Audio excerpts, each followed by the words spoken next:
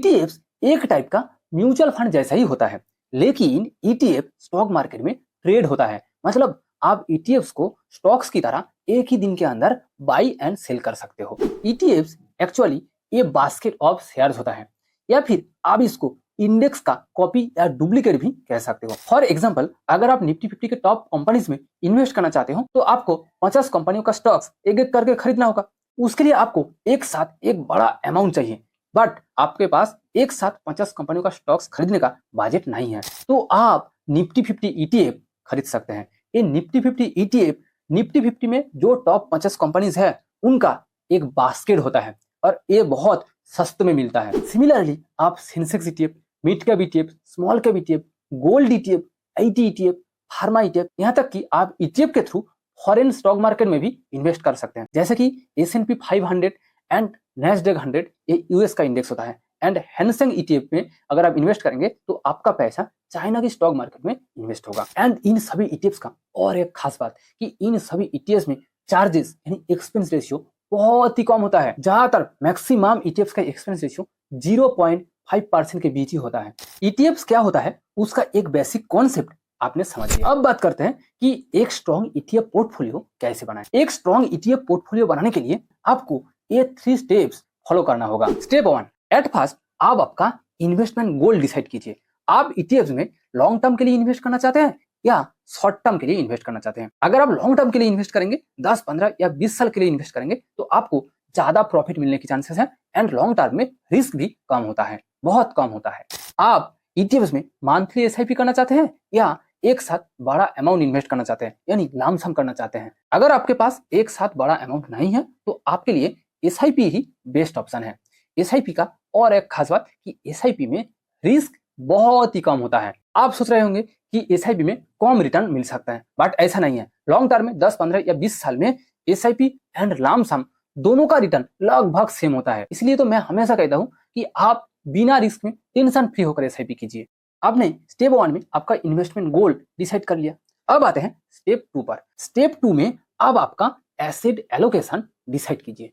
Asset allocation का मतलब कि आप आपका टोटल इन्वेस्टमेंट अमाउंट को कौन कौन सी जगह में इन्वेस्ट करना चाहते हैं, यानी कौन कौन सी ईटीएफ में आप कितना पैसा इन्वेस्ट करना चाहते हैं। ये एसेट एलोकेशन एसआईपी के लिए एंड लमसम के लिए अलग अलग होना चाहिए। आइए हम इसको एक आसान एग्जांपल के थ्रू समझने की कोशिश करते हैं। हम पहले एसआईपी के लिए एसेट एलोकेशन कैसा होना चाहिए वो समझेंगे। मान लो कि आपके पोर्टफोलियो में अलग अलग कैटेगरीज का ये 5 ईटीएफ्स हैं। एक लार्ज कैप ईटीएफ, एक मिड कैप ईटीएफ, एक स्मॉल कैप ईटीएफ, एक गोल्ड या डेब्ट ईटीएफ एंड एक फॉरेन इंडेक्स ईटीएफ। आप ये मत सोचिए कि ये बेस्ट ईटीएफ का नाम है, ये ईटीएफ का नाम नहीं है, एक कैटेगरीज यानी इंडेक्स का नाम है। 5 बेस्ट ईटीएफ का नाम स्टेप 3 में मैं आपको बताऊंगा। आप मंथली 10,000 रुपया एसआईपी करना चाहते हैं, यानी आप इन 5 ईटीएफ में मंथली 10,000 रुपया इन्वेस्ट करना चाहते हैं, तो उसके लिए आपका एसेट एलोकेशन कैसा होना चाहिए। तो आप ये लार्ज कैप ईटीएफ में 30% पैसा इन्वेस्ट कीजिए। 10,000 का 30% होता है 3,000 रुपया, तो आप मंथली 3,000 रुपया ये लार्ज कैप ईटीएफ में इन्वेस्ट कीजिए। आप मिड कैप ईटीएफ में 25% एंड एक स्मॉल कैप ईटीएफ में 15% पैसा इन्वेस्ट कीजिए। उसके बाद 20% अमाउंट को आप एक गोल्ड ईटीएफ में इन्वेस्ट करिए एंड बाकी बचे हुए 10% अमाउंट को आप एक फॉरेन ईटीएफ में इन्वेस्ट करिए। एक लार्ज कैप ईटीएफ एंड एक गोल्ड ईटीएफ सबसे सेफ एंड कम रिस्की होता है, इसलिए आपको टोटल अमाउंट का 50% यानी आप मंथली जो टोटल अमाउंट एसआईपी करेंगे उसका 50% ये दो ईटीएफ में 30 एंड 20% के हिसाब से इन्वेस्ट करना चाहिए। एक मिड कैप लार्ज कैप की तुलना में थोड़ा सा रिस्की होता है, इसलिए मैंने यहाँ 25% पैसा इन्वेस्ट किया। एंड एक स्मॉल कैप सबसे ज्यादा रिस्की होता है, इसलिए मैंने यहाँ सिर्फ 15% पैसों को ही इन्वेस्ट किया, बट एक स्मॉल कैप ईटीएफ से सबसे ज्यादा रिटर्न मिल सकता है। एंड हमने फॉरेन मार्केट के बारे में ज्यादा रिसर्च नहीं करते हैं, इसलिए आपको यहाँ सिर्फ 10% अमाउंट ही इन्वेस्ट करना चाहिए। बहुत सारे लोग गोल्ड ईटीएफ में इन्वेस्ट करना प्रेफर नहीं करते हैं, बिकॉज गोल्ड ईटीएफ से बहुत कम रिटर्न मिलता है। बट अगर आप रिस्क को मिनिमाइज करना चाहते हैं एंड मार्केट फॉल के टाइम आप आपका पोर्टफोलियो को हेज करना चाहते हैं, तो आपको गोल्ड ईटीएफ में इन्वेस्ट करना ही चाहिए। आपने बहुत बार देखा होगा कि जब शेयर मार्केट गिरता है तो सभी इंडेक्स कुछ ना कुछ % गिरता है, बट गोल्ड का वैल्यू नहीं गिरता है। गोल्ड का वैल्यू पिछले 10 साल से लगातार ऊपर जा रही है। शेयर मार्केट की फॉलिंग टाइम में भी गोल्ड आपको पॉजिटिव रिटर्न दे सकता है। इसलिए अगर आप मार्केट फॉलिंग टाइम में आपके पोर्टफोलियो को हेज करना चाहते हैं यानी लॉस को मिनिमाइज करना चाहते हैं तो आपको गोल्ड ईटीएफ में इन्वेस्ट करना ही चाहिए।